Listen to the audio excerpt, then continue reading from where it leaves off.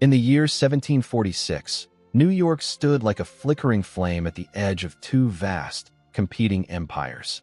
It was a city not yet crowned with skyscrapers or roaring with industry. No, it was a place of wooden docks, muddy streets, and restless ambition. Every morning the harbor awakened to the groaning of ships, their sails cracked with salt, their timbers soaked with the memory of stormy Atlantic crossings. Seagulls screeched overhead, markets stirred to life, and the city inhaled the sharp mix of seawater, smoke, and fresh-cut pine. Though still small compared to the capitals of Europe, New York held a strange magnetism. People whispered that fortune lived somewhere between its crooked alleyways and wind-beaten wharves.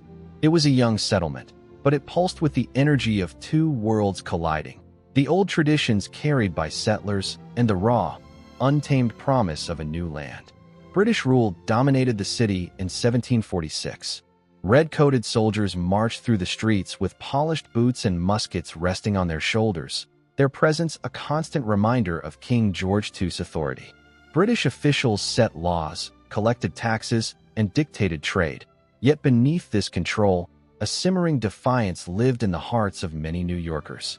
They bowed to the crown, yes, but only just enough. The spirit of independence was there, silent but growing, like a seed buried deep beneath winter soil. Outside the city's protective walls lay a world even more unpredictable. French influence pressed from the north, supported by powerful native alliances. News of battles in distant forests reached the taverns of New York, carried by traders whose boots were stained with mud and danger. Every rumor fed the tension, the French advancing, alliances shifting, the possibility of war thickening like dark clouds on the horizon. New York stood between these empires, a prize both wanted to claim. Inside the city, life moved with rugged determination. Homes were built from heavy Dutch brick or rough timber, their windows glowing with candlelight each evening.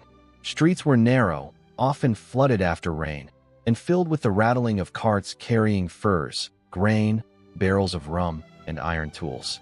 Blacksmiths hammered metal into sparks, fishermen hauled nets dripping with the silver shimmer of the Hudson, and women bartered spices, bread, and cloth at busy marketplaces. New York was already becoming a mosaic of cultures. Dutch families, still proud of their early claim to the land, mixed with English merchants, African laborers, both enslaved and free, German craftsmen, Jewish traders from Spain and Portugal, and native people from nearby tribes.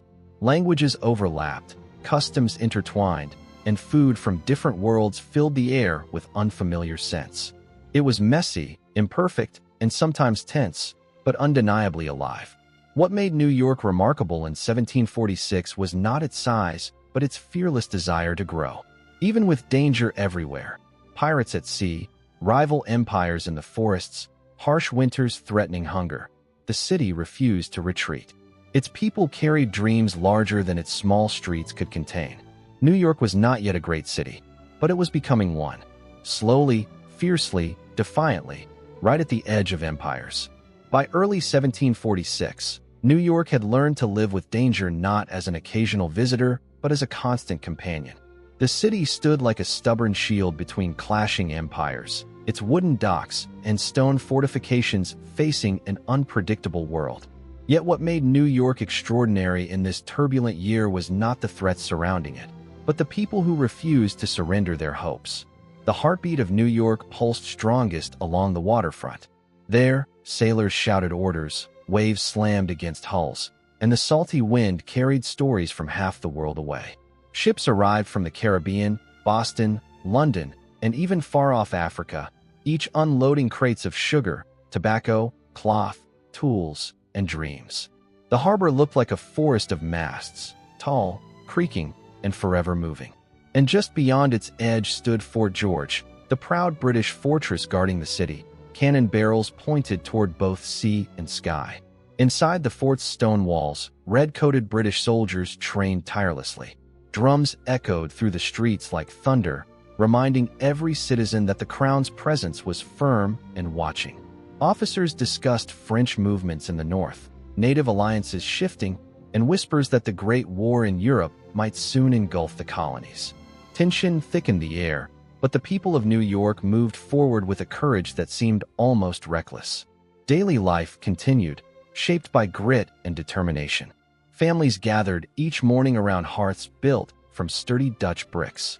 Fires warmed rooms decorated with simple wooden furniture, iron pots, and homemade fabrics. Women began their chores by dawn, baking bread, spinning wool, making candles, and preparing goods to sell at the market. Children fetched water from communal wells, played in dusty yards, and learned the manners of a world still half wild. Men embraced the unpredictable labor of frontier life. Some worked as merchants, shouting prices through crowded markets. Others were fishermen facing icy waves of the Hudson. Farmers rode in from outer fields, their carts filled with corn, potatoes, and salted meat. Blacksmiths hammered iron until sparks danced like fireflies. Carpenters built homes that groaned in the winter winds. Every trade, every hand, every voice contributed to the young city's survival. Religion was a guiding thread woven through every household. Church bells rang each Sunday morning, echoing across muddy streets and wooden rooftops. Dutch Reformed congregations worshipped in solemn tradition. Anglican churches displayed British grandeur. Jewish families walked to their modest synagogues. Quakers met in plain but peaceful gatherings.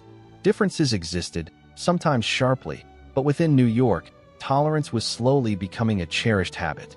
People learned to live beside one another, to trade, to speak, to argue, and still share the same streets. Yet beneath the surface, the hunger for freedom stirred.